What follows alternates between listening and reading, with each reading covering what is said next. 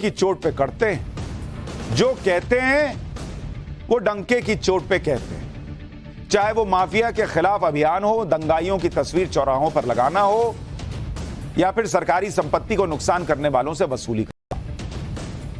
एजेंडाधारी मेंढक की तरह फुदकते रह जाएं, लेकिन योगी आदित्यनाथ को फर्क नहीं पड़ता बॉस। उनको लगता है कि कानून व्यवस्था के हिसाब से ठीक है तो ताल ठोक के करते हैं। अब योगी आदित्यनाथ वो काम करने जा रहे हैं जो उनसे पहले किसी मुख्यमंत्री ने करने की हिम्मत नहीं दिखाई। योगी आदित्यनाथ 43 साल पहले हुए यूपी में एक दंगे की जांच रिपोर्ट को सार्वजनिक करने वाले। यह रिपोर्ट इतनी विस्फोटक है कि इसे कोई भी मुख्यमंत्री सार्वजनिक करने की हिम्मत नहीं जुटा पाया यूपी में। योगी आदित्यनाथ के पहले पिछले करीब 40 साल में 15 मुख्यमंत्री आए और चले गए, लेकिन किसी ने हिम्मत नहीं दिखाई इस दंगे की रिपोर्ट सार्वजनिक करने की। अब योगी करने जा रहे हैं, और वो कौन सा दंगा था, उसकी जांच रिपोर्ट में ऐसा क्या है जिससे इतने मुख्यमंत्री घबरा रहे थे, आज आपको इसके बारे में बताना चाहता हूं।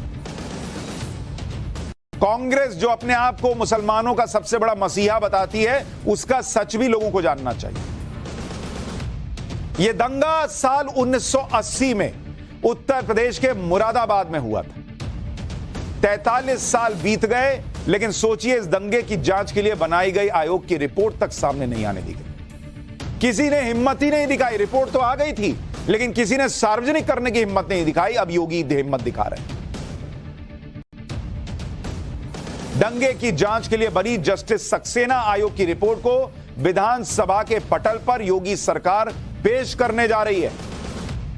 1980 के मुरादाबाद दंगों पर जस्टिस सक्सेना ने अपनी रिपोर्ट यूपी सरकार को 20 नवंबर 1983 को सौंपी थी। 1983, 40 साल से रिपोर्ट धूल फांक रही है।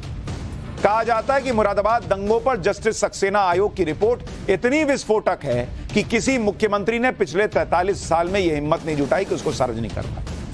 इन 43 सालों में राज्य में 15 मुख्यमंत्री बदले, लेकिन मुरादाबाद दंगे की रिपोर्ट अब तक सार्वजनिक नहीं हो पाई।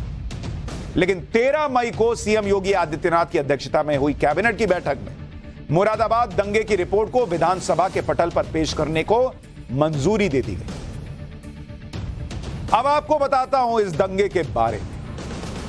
आप भी कहेंगे भाई 1980 में हो सकता है हमारे कई दर्शक जो है वो पैदा भी ना हुए।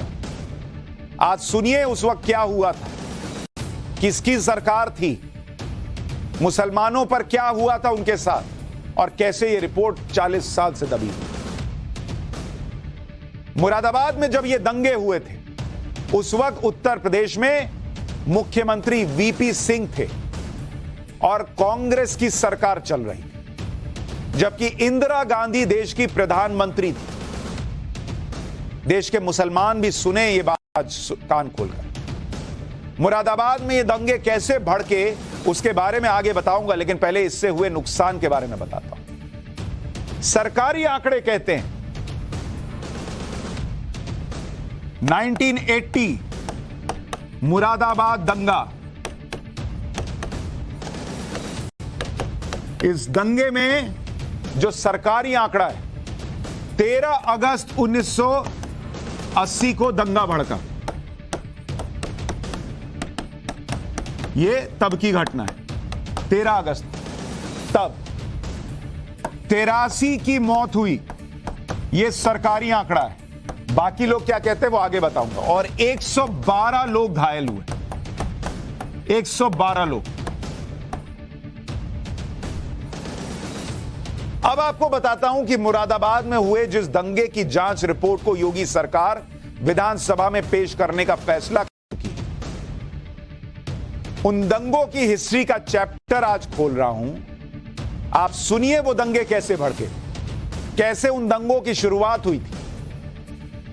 कई किताबों और सरकारी दस्तावेजों के मुताबिक 13 अगस्त 1980 को मुरादाबाद की ईदगाह में ईद की नमाज के लिए 50,000 से ज्यादा लोगों की भीड़ जुटी हुई थी। भीड़ इतनी ज्यादा थी कि लोग सड़कों तक पहुंच गए। कहा जाता है कि नमाज के दौरान वहां एक सूअर घुसने से अफरा तफरी मच गई, जिसे इस्लाम में अपवित्र जानवर माना जाता है। आरोप लगता है कि यह सुअर ईदगाह के पास मौजूद बस्ती से भटक कर वहां आ गया था। रिपोर्ट्स के मुताबिक लोगों ने ईदगाह से बाहर ड्यूटी पर तैनात पुलिसकर्मियों से पूछा कि यह सुअर यहां कैसे घुस गया। इसके बाद अब तक मौजूद मीडिया रिपोर्ट्स और उस समय के कांग्रेसी नेताओं के बयानों के मुताबिक पुलिस ने साफ कह दिया कि जानवरों से सुरक्षा देना उनका काम नहीं है।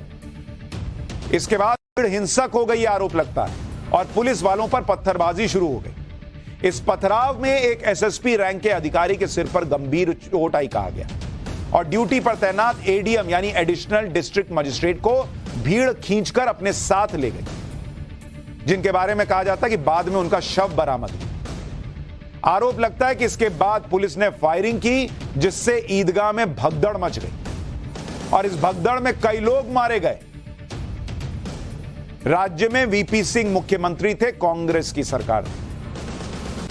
किताबों में यह भी लिखा गया है कि पुलिस और ईदगाह में मौजूद लोगों के बीच झड़प के बाद भारी संख्या में जुटे लोगों ने इस इलाके में जो पुलिस चौकी मौजूद थी उसे फूंक दिया और हथियारों के साथ दलित बस्ती में घुसकर लोगों पर हमला बोल दिया। घर जलाए गए, इसमें भी कई लोगों की मौत। इस घटना के बाद मुरादाबाद और आसपास के जिलों में नवंबर 1980 तक, अगस्त में शुरू हुआ था 13 अगस्त, नवंबर 1980 तक दंगे भड़कते रहे। सरकारी आंकड़ों में भले ही मुरादाबाद दंगे में 83 लोगों के मारे जाने की जानकारी दर्ज है, लेकिन मुरादाबाद दंगों पर छपी किताबों में मौत के आंकड़ों को लेकर अलग अलग दावे किए गए। दावा किया जाता है कि खुद सरकार ने करीब 400 परिवारों को, तो जो दंगों में मौत हो जाती है उसके बाद जो मुआवजा दिया जाता है वो 400 परिवारों को दिया। एक किताब में कुछ मुस्लिम संगठनों के हवाले से इन दंगों में 2500 लोगों की मौत का अनुमान जताया गया, जबकि कुछ किताबों में मौत का आंकड़ा 1500 से 2000 के बीच होने का अनुमान जताया गया। मुरादाबाद में 43 साल पहले भड़के दंगों के दौरान यूपी और केंद्र दोनों जगहों पर कांग्रेस की सरकार। जो लोग 2002 के दंगों पर छाती पीटते हैं और उसका मतलब नरेंद्र मोदी मुस्लिम विरोधी बताते हैं, वो ये क्यों नहीं बताते कि 1980 में कैसे दंगे भड़क गए थे और वहां तो ईदगाह का मैदान जहां मुसलमान इकट्ठा थे और सामने पुलिस, ये भी नहीं कि कोई हिंदू मुस्लिम का दंगा हो रहा हो। लेकिन उस वक्त की केंद्र सरकार ने इन दंगों के लिए वही आरएसएस, जनसंघ, बीजेपी को जिम्मेदार ठहराने की कोशिश की। अमेरिका के senior political scientist Paul Bros अपनी किताब the production of Hindu Muslim violence in contemporary India में लिखते हैं कि दंगे तब हुए जब कांग्रेस नेता वीपी सिंह मुख्यमंत्री थे। केंद्रीय मंत्री योगेंद्र मकवाना ने आरएसएस, जनसंघ और भारतीय जनता पार्टी पर हिंसा भड़काने का आरोप लगाया। प्रधानमंत्री इंदिरा गांधी ने पाकिस्तान को निशाने पर लेते हुए कहा कि विदेशी ताकतें और सांप्रदायिक दल हिंसा के पीछे थे। वो ऐसा इस वजह से कर रहे थे ताकि भारत के अरब देशों के साथ संबंध बिगड़ जाए। मतलब पाकिस्तान का एंगल भी घुसा दिया गया। आरएसएस, बीजेपी जो उस समय बनी थी उसको लेकर चले आए, जनसंघ को ले आया, सब इन्हीं लोगों ने करा दिया। अरे बॉस, तो आप क्या कर रहे थे? आपकी पुलिस क्या कर रही थी? पॉल ब्रॉस ने इंदिरा गांधी पर अपनी किताब में जो दावा किया है उसके सबूत मुरादाबाद दंगों के दौरान अखबारों में छपी खबरों में भी दिखाई देता है। इंडियन एक्सप्रेस ने इस खबर को हेडिंग दी थी, rights manipulated to harm relations with Arab countries, prime minister. मतलब इंदिरा गांधी ने इसे डाल दिया कि भाई अरब देशों से संबंध बिगाड़ने थे, इसलिए यह हिंसा, ये दंगे हो गए कि मुसलमान देखो मारे जा रहे हैं। लेकिन सवाल यही है कि आखिर मुरादाबाद दंगों पर जस्टिस सक्सेना की जांच रिपोर्ट में ऐसा क्या है कि अब तक सरकारें इसे सार्वजनिक करने की हिम्मत नहीं जुटा पाई। यूपी सरकार के सोर्सेस के मुताबिक जस्टिस सक्सेना ने अपनी रिपोर्ट में इन दंगों के दौरान पुलिस और प्रशासन पर लगे हिंसा भड़काने के आरोपों को नकारा है। रिपोर्ट में दावा किया गया है कि ज्यादातर लोगों की मौत पुलिस फायरिंग में नहीं बल्कि ईदगाह में भगदड़ मचने की वजह से। जस्टिस सक्सेना आयोग ने उस वक्त मुस्लिम लीग के प्रदेश अध्यक्ष शमीम अहमद खान और 2 दूसरे मुस्लिम नेताओं को मुरादाबाद दंगे की साजिश रचने का जिम्मेदार बताया। जस्टिस सक्सेना आयोग ने अपनी रिपोर्ट में यह भी कहा कि बीजेपी और आरएसएस की इन दंगों में कोई भूमिका नहीं थी।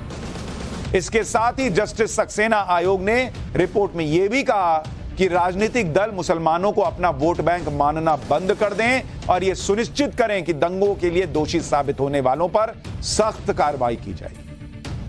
यानी वो एक तरह से इशारा कर रहे हैं कि जिस आरएसएस, बीजेपी, इन लोगों को फंसाने का प्रयास हुआ वो छोड़िए, और जो असली कल्प्रिट है उनका धर्म मत देखिए, क्योंकि वो आपको अपना वोट बैंक नजर आता है।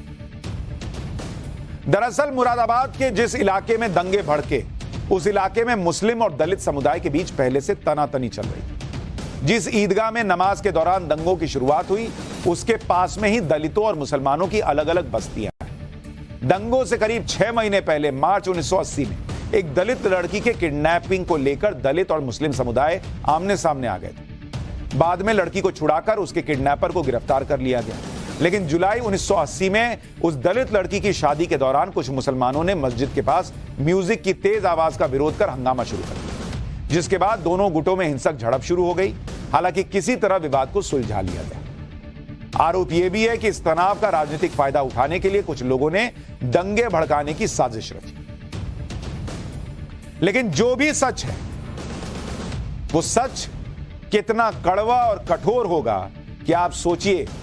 40 साल से रिपोर्ट की फाइल टेबल पर पड़ी हुई है और दुनिया को जानने नहीं दिया जा रहा कि सच क्या सामने आए। अब योगी आदित्यनाथ दुनिया को बताने जा रहे हैं कि मुरादाबाद में दंगों में क्या हुआ।